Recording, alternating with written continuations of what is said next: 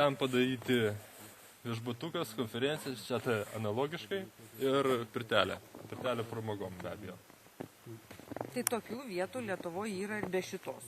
Galima daug kur daryti ir naujai pastatyti ir viską, o čia tai reikėtų kaip kultūrinį paveldą, kaip lankytiną vietą, kad atvažiuotų užsienio turistai, kad va, čia prezidento.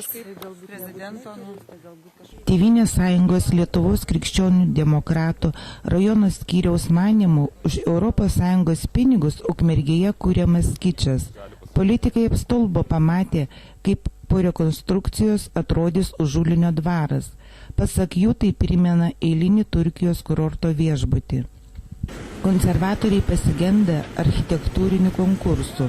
Gyventojai neturi iš ko rinktis, formaliuose projektų pristatymuose visuomeniai pristatomas jau parengtas projektas. Kadangi už projektą pinigai jau būna sumokėti, gyventojai spaudžiami projektui pritarti. Gąsdinama, kad bus prarastos ES lėšos, mano Tėvynės sąjungos Lietuvos krikščionių demokratų partijos Ukmergės skyriaus pirmininkė Janina Galiauskienė.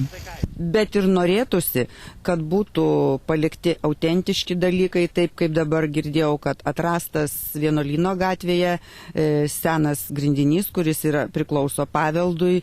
Tai labai norėtųsi ir matyti, tuo labiau, kad ta gatvė pati yra jau tokia, kaip pasakyti, viena iš tokių įdomesnių, savitesnių gatvių. Jeigu visur sudėsim raudonas trinkeles ir sustatysim dėžučių tipo namus, tai nebus miestas. Politikai teigia apstulbę, kai pamatė, kas ketinama padaryti Smetonos dvare. Pasak Janinos Galiauskienės, po rekonstrukcijos jis neatrodys kaip prezidento dvaras. Iš nuotraukų net pažintum, kad tai Ukmergė. Man tai primena Turkiją su palmėmis ir fontanais. Vis dėlto ten yra Lietuvos tarpukario laikmečio dvaras. Norėtųsi, kad tai būtų ir atkurta, tai būtų autentiškas dalykas. Ir Lietuva, kad turėtų prezidento dvarą, manau, kad kito tokio tikrai nėra, tų laikų prezidento dvaro. O labai norėtųsi matyti ne kičą, ne pasilinksminimo vietą, o tiesiog autentišką tų laikų dvarą. Politikai šiuo metu esantis opozicijoje teigia kovosiantis prieš tokį valdančiųjų ir savivaldybės administracijos požiūrį.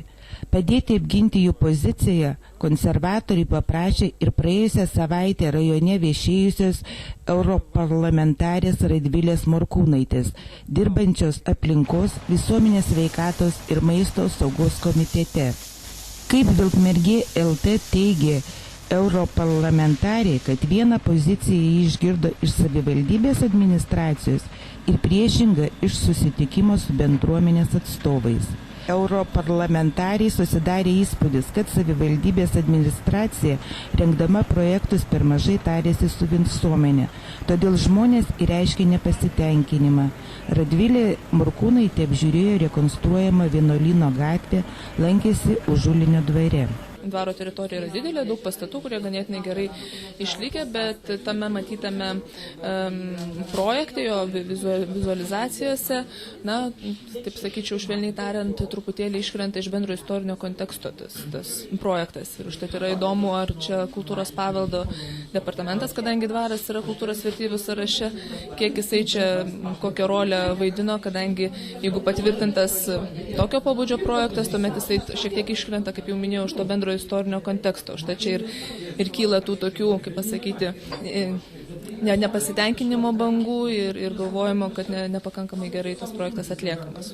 Europarlamentarės teigimu visame pasaulyje priimta stengtis išsaugoti viską, ką turime seno ir vertingo, ką galime palikti ir parodyti ateities kartoms.